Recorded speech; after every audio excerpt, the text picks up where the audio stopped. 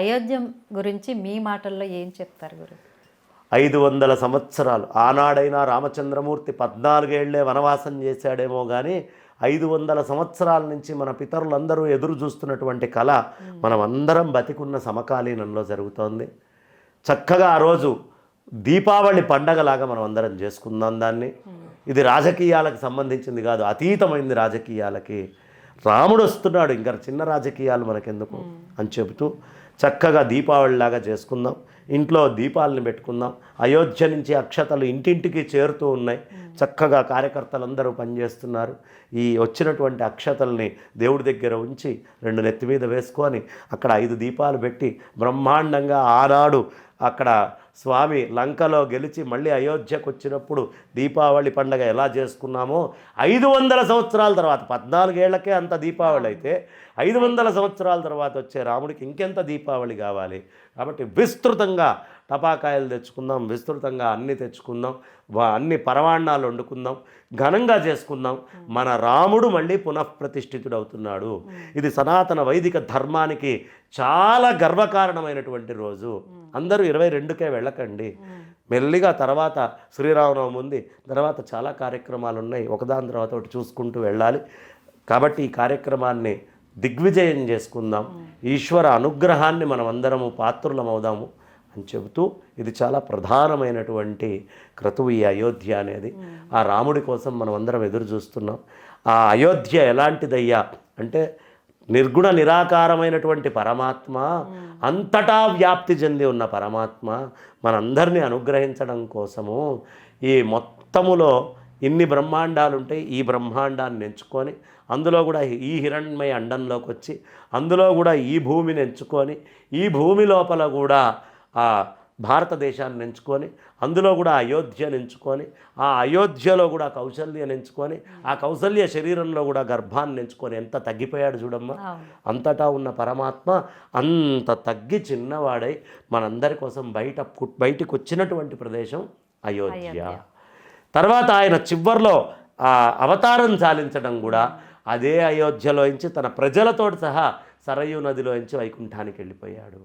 కాబట్టి మొట్టమొదట స్వామి పెళ్లి చేసుకొని లక్ష్మిని తీసుకొచ్చి కాపురం చేసుకున్న ప్రదేశం అయోధ్య. 10,000-11,000 సంవత్సరాల పాటు రాజ్యమేలినటువంటి ప్రదేశం అయోధ్య.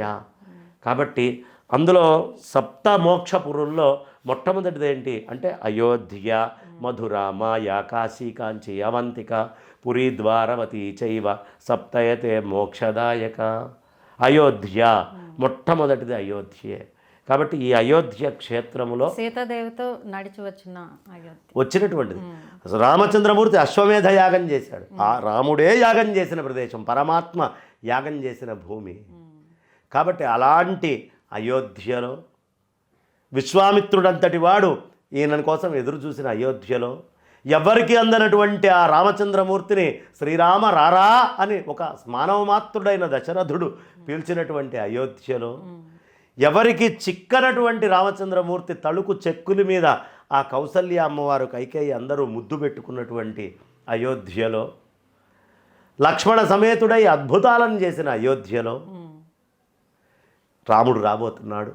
ఆ రామచంద్రమూర్తిని చక్కగా దర్శించుకుందాం, రామాయణం పారాయణం చేసుకుందాం, బాలకాండ అంతా చదువుకుందాం. చక్కగా ఆ రోజు బాలకాండ పూర్తయ్యేట్టుగా అందరం చదువుకుంటే బాలకాండ అయ్యేటప్పటికే సీతా అమ్మవారు కూడా వచ్చేస్తారు.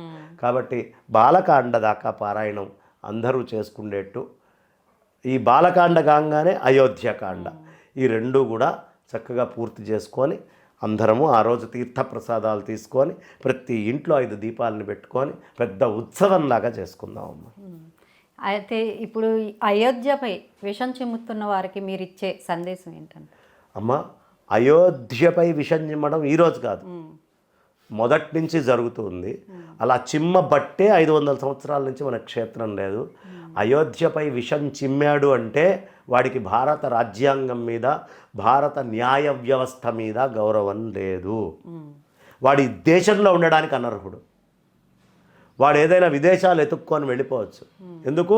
ఈ దేశ రాజ్యాంగం ప్రకారం, ఈ దేశ చట్టాల ప్రకారం, ఈ దేశంలో ఉండే కోర్టు ప్రకారం, ప్రస్తుతం నడిచేటటువంటి కాన్స్టిట్యూషన్ ప్రకారమే కదా మనకి ఇప్పుడు కట్టుకుంటోంది.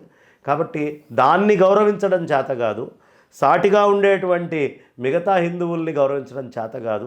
4 తరాల వెనకాల వెళ్తే వీళ్ళ తల్లిదండ్రులందరూ కూడా ఆ రాముణ్ణి పూజించినటువంటి వాళ్ళే.